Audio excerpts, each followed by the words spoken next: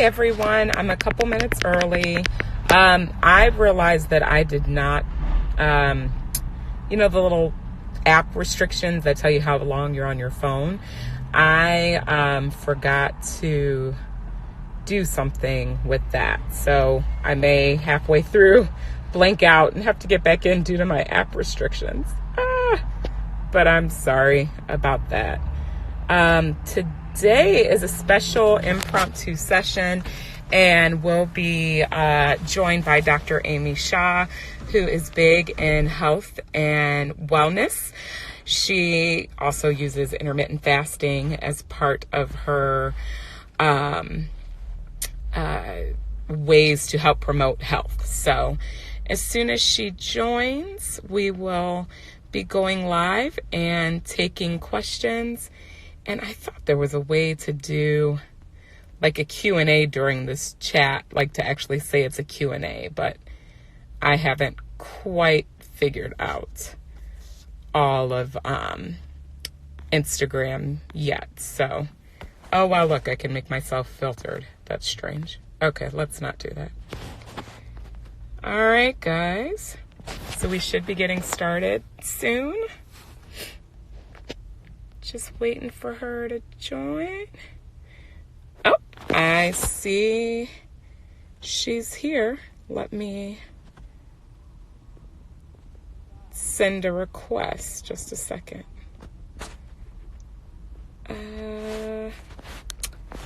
Goodness, how do I? There we go. All right, I just accepted Dr. Shah. And so it should connect. Hi, Dr. Hi Shah, there. how are you? What's going on? So great to connect. Yes, thank you. I've been following you for a while, and I was just saying before you joined on, I was telling the people joining the chat that you are extremely knowledgeable, an expert in health and wellness, and that you incorporate the whole person and multiple aspects into trying to promote health and wellness for everyone. And intermittent fasting is one of the tools that you use, but along with many others. So we are so excited to be able to ask you a few questions today, and so happy you're able to join us. Thanks so much for having me. I love that we have so many similarities. You're a physician, also really interested. You do it for yourself and for people you work with, right? Yes. Different things. So thanks for having me. Yeah. Oh, yeah. And then just before we get started, not that we should have to say this, but it's the world we live in. Even though we are two physicians having a discussion, a general discussion, none of this applies to anyone as personalized medical advice. So before implementing anything that we talk about, we would both suggest that you discuss it with your personal care provider, because we'll be speaking in general terms and we don't know your personal situation. So Absolutely.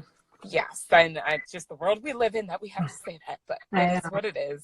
So just in general, I had a few questions for you, and then some people submitted questions, and I suspect people will ask questions during the stream. But the first thing is, for people who may not be familiar, what is intermittent fasting?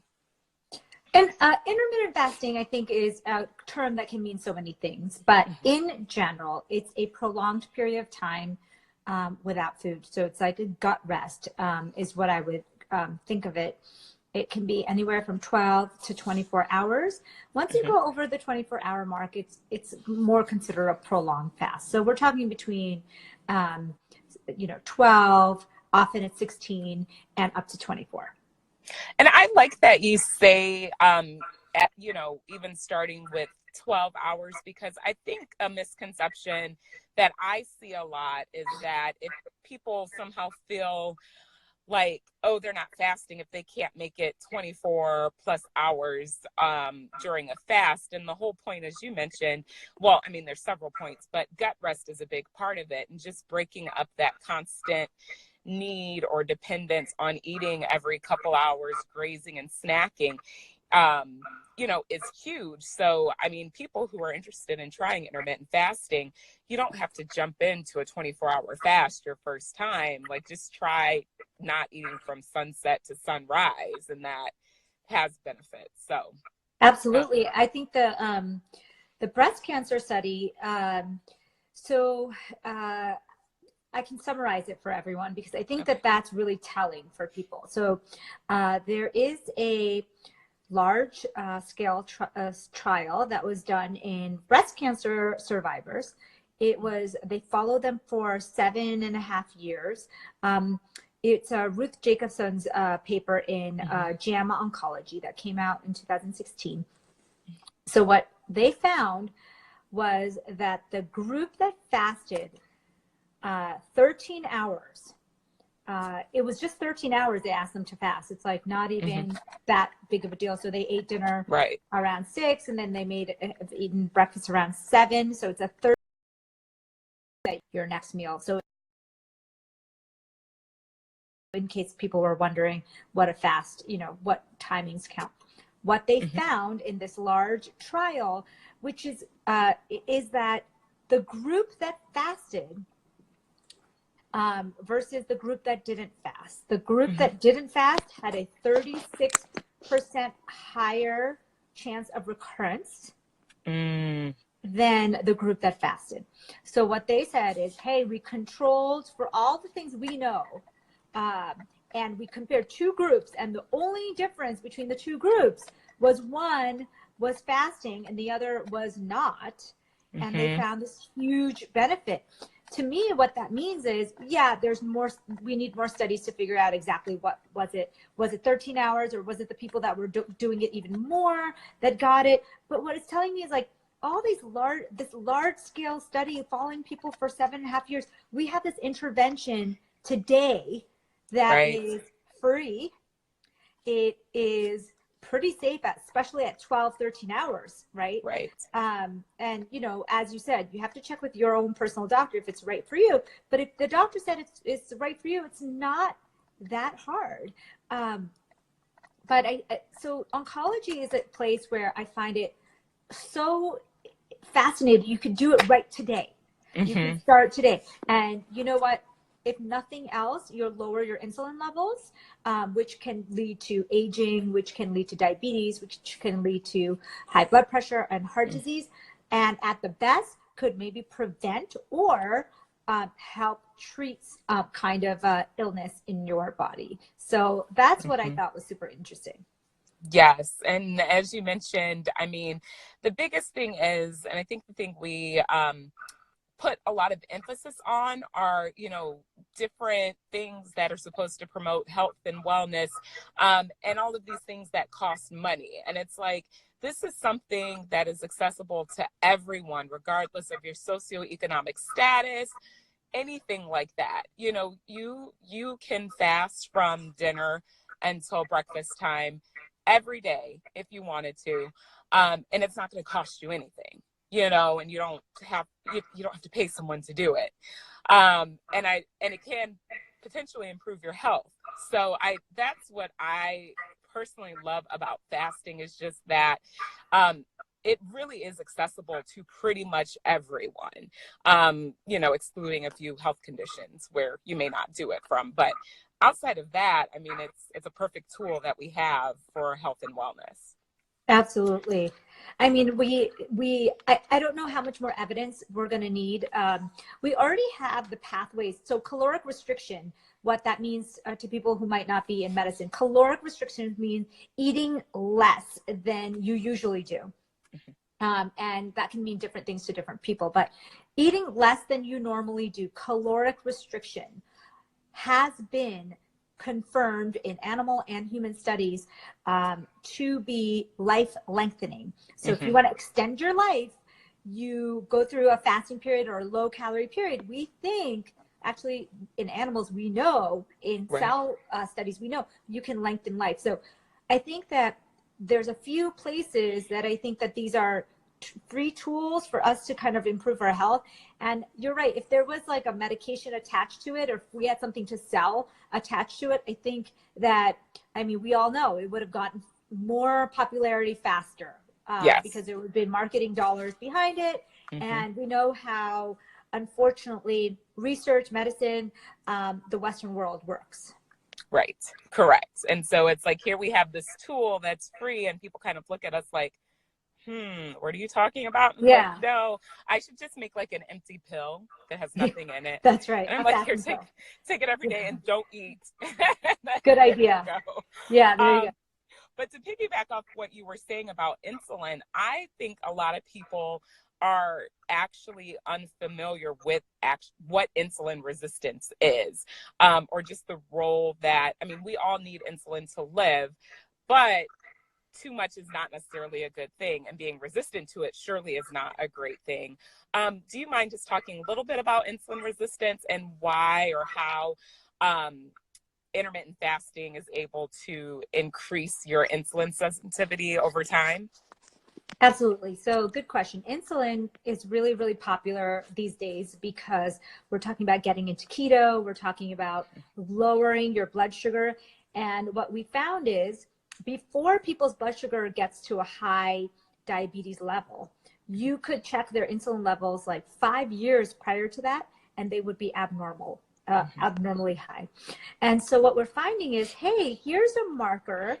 It's a hormone in your body that can tell you before you get diabetes that you're, and here's a, are you still there? I see you frozen. I think you're frozen. Oh, I see you again. Can you hear me? Can you hear me? Yeah, you were frozen for a few seconds. Okay. Oh, no. Okay, I can hear you. So we need, as you said, the way it works is when we eat, our body breaks down food into glucose. Glucose needs, in very simple terms, I'm simplifying it like crazy. So you eat, your body breaks down food into glucose and other factors. The glucose needs to get into our cells to provide energy. How does the glucose get into cells? Insulin. That's where insulin comes in. Insulin is kind of the lock and key that opens the door for our cells to get glucose inside of them. So insulin levels should rise when glucose levels rise. So when you eat a big meal, you're going to get a big rise in glucose and you're going to get a big rise in insulin. So insulin is a hormone that will help you get glucose into the cells. Now, as you said, everybody in the Western world hears about insulin resistance. So what really is insulin? Maybe it's nice to clarify in a very simplistic way what insulin resistance even is. It's really that your body is not as sensitive to the insulin signaling anymore. It needs more and more insulin for longer periods of time to get that signal to open its doors for the glucose. So the longer the insulin stays high, it also has implications all over our body. And one of them is fat storage, meaning that the longer you have a spike of insulin and the longer it stays up and the higher it is, the more likely you are to store fat, because insulin is a growth hormone. It grows your body, right? So that's why having insulin resistance will cause people to gain fat, especially in certain areas of the body. So insulin resistance is also something that when you control your sugar, stop eating so much processed sugar, stop eating so many processed flours, you bring that glucose down, and then you bring those insulin levels down and recalibrate it for the body. So the body is able to bring in that glucose at lower levels again. So does that make sense? So insulin basically follows glucose, and our goal is to lower insulin so that we're not so resistant. If it's always spiking and always asking the cells to take in glucose, eventually we'll get insulin resistance. Now, the other thing that's really interesting, I'm not sure if you saw this new study, but it makes so much sense. So we know that it's not just about fat storage, right? We know that high insulin levels age us. Right. We also know that high insulin levels lead to other problems such as cardiac disease. We know it's linked to all these other parts of our body. So what they found is that insulin is controlling like hundreds, if not. So when you have high, you're also influencing all these other things in your body. So, hey, sorry, the connection went out. So I'm going to try a different spot. So let me see if I can connect back with Dr. Shah. I'm not quite sure what happened there. So I found a little shop and I can go in and do that. My internet went out, so I have to come back and I don't know what happened.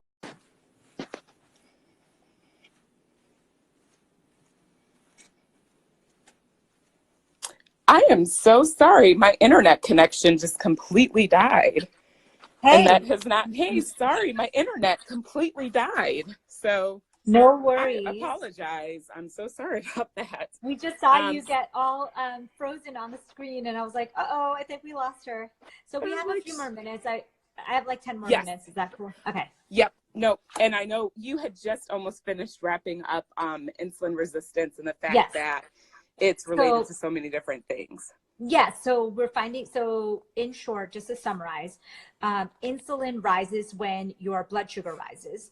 It kind of follows your blood sugar patterns, and it helps the glucose, the sugar, get into your cells, put very, very simply in a super simple way. So if you want to, so if you're eating sugary foods, drinking soda, candy, processed foods, you're going to keep getting sugar spikes, very sharp spikes. And the insulin will also have a sharp peak. And what happens is, if you keep doing that to your body is going to stop being so sensitive to the insulin. So it's going to need more insulin and for a longer period of time to open its doors to the glucose. So that's why it's called insulin resistance. Your cells are getting more resistant to opening the doors when insulin knocks, if you know what I mean. And what we're finding out is that having high body weight, your fat distribution, your aging, skin, hair, and so many other diseases that are connected to insulin resistance. So the biggest goal for us in medicine and is trying to figure out ways that we can teach people to decrease this insulin and make your body less resistant to insulin. It seems very doable with dietary techniques. Yes, and intermittent fasting is one of the ways that we propose that you can also lower your insulin resistance or increase your insulin sensitivity. And just to summarize, for those who may have missed with my internet connection going down, the other ways that Dr. Shah had pointed out were decreasing your dependence and your consumption of sugary foods because sugar spikes insulin. And so also trying to stay away from as many processed foods as possible. Again, all of those things can affect your insulin. So whether you're at the point that you want to begin intermittent fasting or not, even though we've already talked about that, just as little as 12 to 13 hours, basically your sleeping time, well, maybe not your full sleeping time, but near your sleeping hours, can help to improve your insulin sensitivity, and then also trying to lower the amount of processed sugars and your sugar loads and things like that. Especially pay attention to the food labels, because there's sugar hidden in everything, not to sound like paranoid or whatever, but I mean, there's sugar in ketchup, you know, there's sugar in some table salts. There's sugar. I mean, any place that you could think of, there is sugar. And someone just popped up a question. I know you have to go soon, but the question is, do you believe that resistance is reversible? Yes. I mean, I'll say that from my own personal experience. So my hemoglobin A1C 4 years ago was in the pre-diabetic range. So that would certainly mean that I was insulin resistant at that time, and probably several years prior to my hemoglobin A1C showing that I was a pre-diabetic. And now my hemoglobin A1C is completely normal. It's not borderline. It's not anything, which would indicate that my insulin resistance has decreased to the point where I'm now processing sugar normally. I'm not having excess levels circulate in my blood system. So I definitely think it's reversible.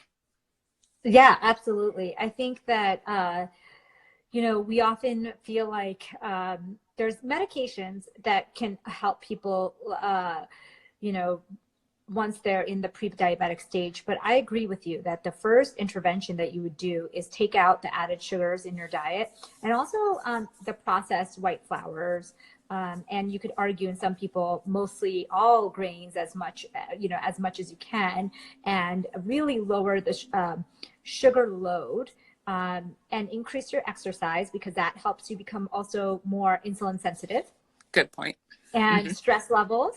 And if you can do all of those things, you will start to notice in a few months that you may see a difference in your blood sugar levels, or your fasting insulin levels, which is, as I noted earlier, can be even more sensitive than the blood sugar level.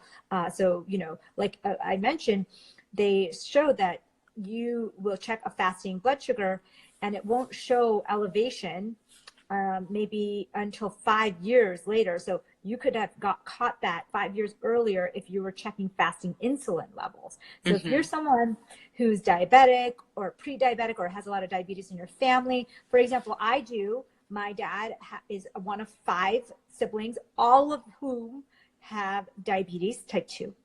And their ancestors had diabetes type 2, and they all died of heart disease, which is what diabetes, usually leads to, is heart disease. And so for me, and people like me, it makes sense to check your fasting insulin levels, even if your blood sugar levels are normal. Right. Yep. No, and definitely. I think you can probably attest to the fact that blood sugar and insulin resistance is and insulin levels are one of the few things in medicine that we can actually really control with diet, lifestyle. And so that's really exciting.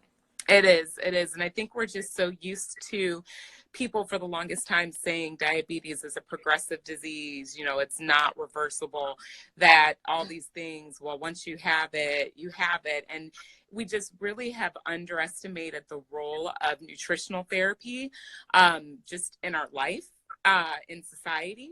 And it's not to, discount the advances that we've made with modern medicine, but food really is the original medicine.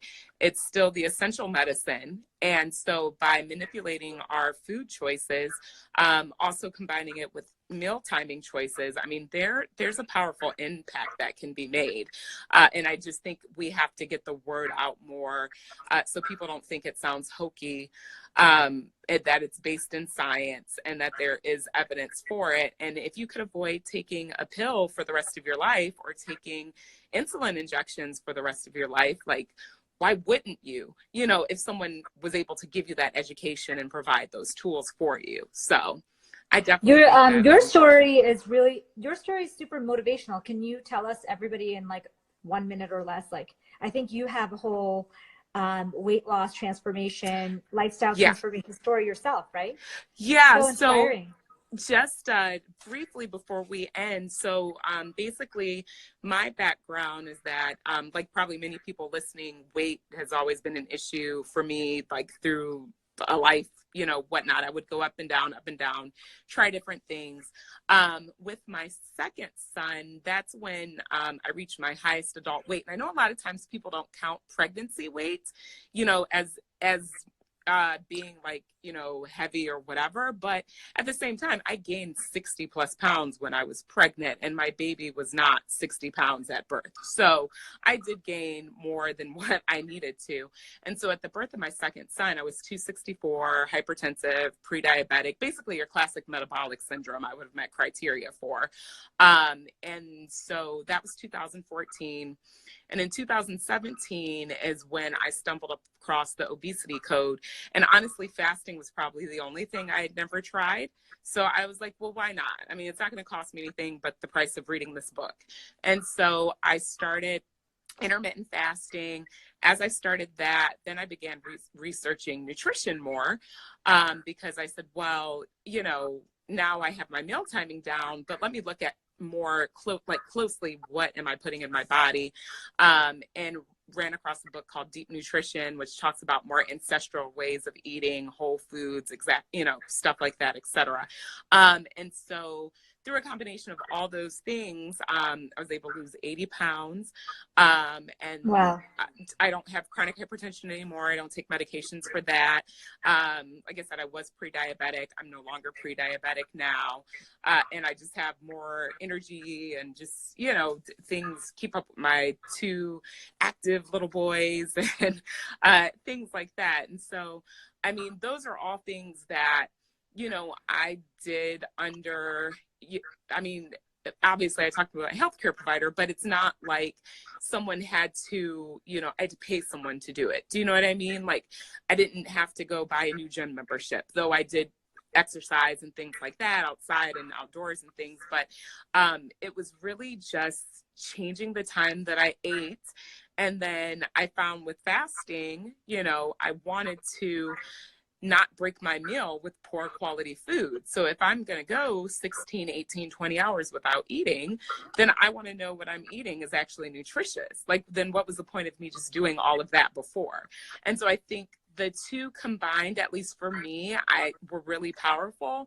And that's why I personally believe in both. I know a lot of people will say, well, if you fast, you still don't necessarily have to change your diet much. And I know some people have success with losing weight without changing their diet with intermittent fasting. But for me, I just wanted to, once I saw like how my body could function, I was like, well, I wonder what else it could do. And I do think the nutrition plays a huge portion in that. And so that's why I encourage people to use both. Absolutely. What an inspirational story. That's awesome. Thank you. Thank you. Well, I'm so sorry about the internet connection because I know you have another engagement, but thank you so much for taking the time to come and answer some questions and just kind of, give us an overview of intermittent fasting. And then what I may do is when we end our joint session, I may hop back on for another 15 minutes and answer some of the pre-submitted questions that were there. They're basically questions about fasting, but if you all are not already following Dr. Shah, you should follow her. I mean, she has work everywhere. But if you want to start with using her Instagram as a contact, she's at Dr. Dr. Amy, A-M-Y, Shah, S-H-A-H, on Instagram. And then do you have any other resources where you want to point people towards to find and learn more about your work? Oh, that's a great place to start. Everything's connected over there. Okay. Thanks so much for having me. Thank you. Fun. Yes. Have a great day. Care. Thanks. Bye, you guys. too. Bye. Okay. Hey guys. So I'm just going to answer a few more of the questions because our time with Dr. Shah was up, and I wanted to be respectful of her time. And so there were a few pre-submitted questions. I'm going to answer those quickly.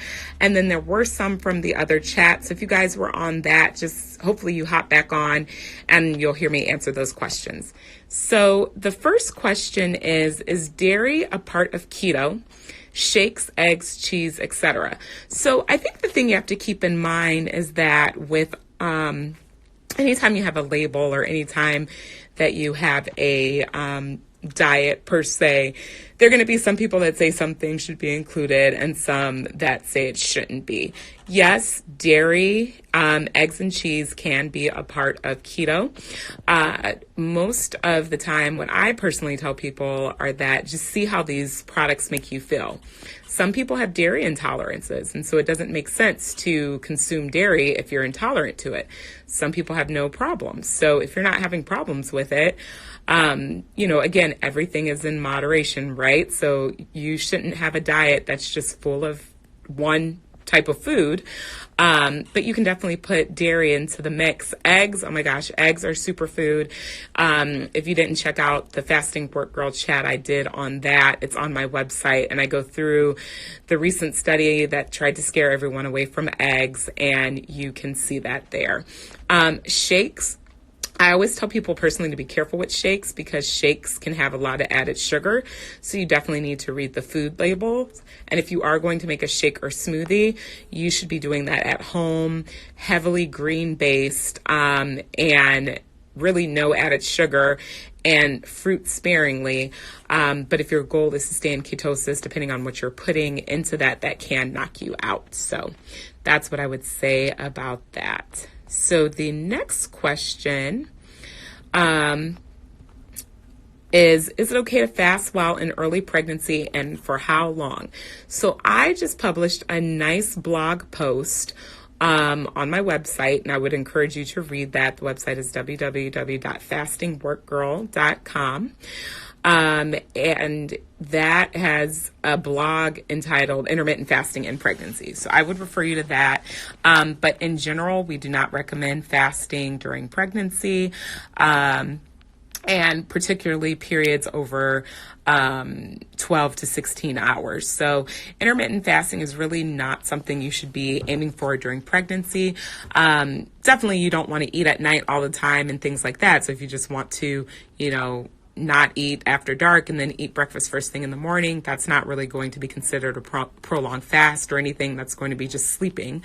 But your goal really shouldn't be to see how long you can fast during pregnancy. That can exacerbate conditions like hyperemesis, which is extreme nausea in pregnancy, or it can just make regular pregnancy nausea worse. So, but I have a detailed blog post on that. During pregnancy, your focus really should be on healthy nutrition.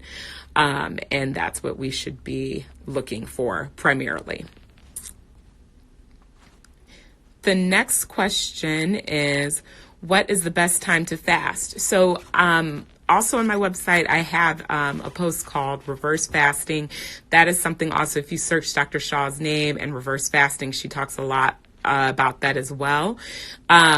You definitely, if you can, right? So this is not what everyone can do, but if you could cut off eating before it gets dark, so basically at sunset, and then delay your first meal in the morning to at least 3 hours after you wake up, that's going to help really get at your circadian rhythm and assist in really giving you the most bang for your buck for your fast. So intermittent fasting from the hours of like 12 p.m. to 8 p.m. is really popular for a lot of people, but that does incorporate nighttime eating and eating close to bedtime, which is what we want to avoid. In general, a lot of people recommend, especially if you're, again, paying attention to your circadian rhythm, that's your biological clock that's aligned with daylight hours.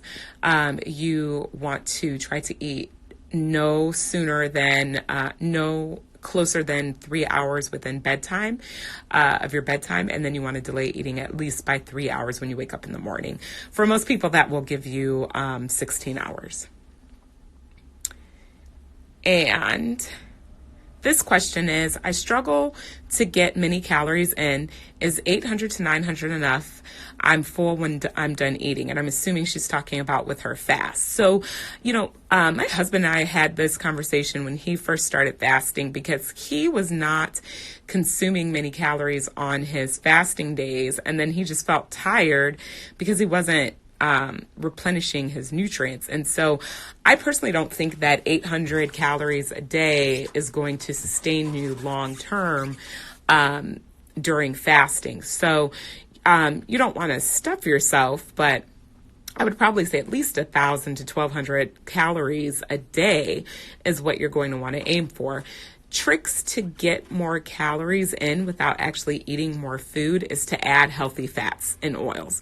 So olive oil, you can add olive oil to your, vegetables that you're eating. You can do avocado oil. You can cook in that. That has a good, a high smoking point. You shouldn't, cook in olive oil though, because the smoke point is low, and so that can release free radicals. I know everyone's afraid of butter, but you can use butter and coconut oil, and add that to like your scrambled eggs that you're cooking. So that will give you more calories without forcing you to eat more. And that is something that has personally worked for us. Let's see. Next question is fasting results for infertility issues. So I think this is variable, right? Because it depends on what the reason for your infertility is. A lot of times people just assume patients may have PCOS because they look a certain way. And then when they actually do a full workup, it really wasn't PCOS that was causing their fertility issues. So, you can have male factor infertility, you can have female factor infertility, and then in both of those subgroups, there can be different reasons. So if we're talking about polycystic ovarian syndrome, though, which is a condition for insulin resistant, where insulin resistance is at the core of that problem, then yes, in theory, fasting should improve insulin resistance. And if your primary reason for not ovulating was insulin resistance, then in theory, that should help. Now, there were some other questions. Someone on the previous screen said, could dietary therapy and intermittent fasting help with fatty liver? Yes. Yep. It sure certainly could. We see improvement in fatty liver all the time with weight loss and improved insulin sensitivity and nutritional therapy. Another question is, should I eat more carbs when I'm sick? Get of keto. So I don't know if that question is, should I eat more carbs when I'm sick of keto? I mean, if you don't like keto, there are certainly many other whole food lifestyles that you can do. Keto is not the only way. So whether you eat carbs or not, I don't think that carbs in itself are centrally the thing that's running amok. It's the processed carbs. It's all the stuff out of a package that's not real food that we're eating that is just carbs and sugar. So in general, I would say avoid that. But if you want to have fruits and vegetables, and if your goal was not to be in ketosis, have whole fruits and vegetables. Just stay away from starchy vegetables, like your white potatoes, decrease your white bread, your refined grains, stuff like that. There was another question. What is your take on exogenous ketones? Don't do it. They're just taking your money. That's my take. No, honestly. So the whole point of keto, if you're keto, is to use your body for endogenous fuel, to use your own fat for fuel. The body is intelligent. So if you put in excess ketones, if you're doing lots of fat bombs, your body will process that before it gets to your own fat. So unless you have a medical condition where you're under a study protocol for epilepsy or cancer therapy or something like that, and even then, I don't necessarily believe that everyone even recommends taking exogenous ketones in that circumstance either. You would just limit your carbohydrates. I would not spend your money on exogenous ketones. You don't need them. Your body is perfectly capable of making their own ketones. Question is lowering blood pressure naturally. So again, it's going to depend on what is the reason for high blood pressure. A lot of people assume it's just because of obesity, but there are secondary causes of hypertension, such as renal artery stenosis, pheochromocytoma,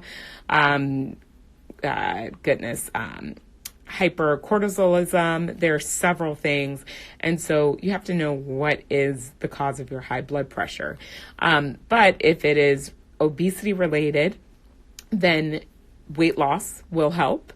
Lifestyle interventions will help, including moving away from a processed high sugary diet to one in whole foods. And then also intermittent in the weight loss. Can fasting heal food allergies? I'm vegan by default and can't eat about 30 things. So in general, there are some people who notice just that autoimmune conditions, allergies, improve with fasting. But I'm personally, it doesn't mean it's not out there. I'm just not aware of data saying that fasting will then restore your ability to eat X, Y, and Z. So that is something I am not as sure about. The next question, how often is it safe to do a 40-hour fast weekly? Again, not sure about your medical situations, but a 40-hour fast in most people weekly will not cause long-term issues and is healthy. Okay, guys. Well, I think I got to most of your questions. There may have been some from the other chat that I didn't get to just because I can't remember them all.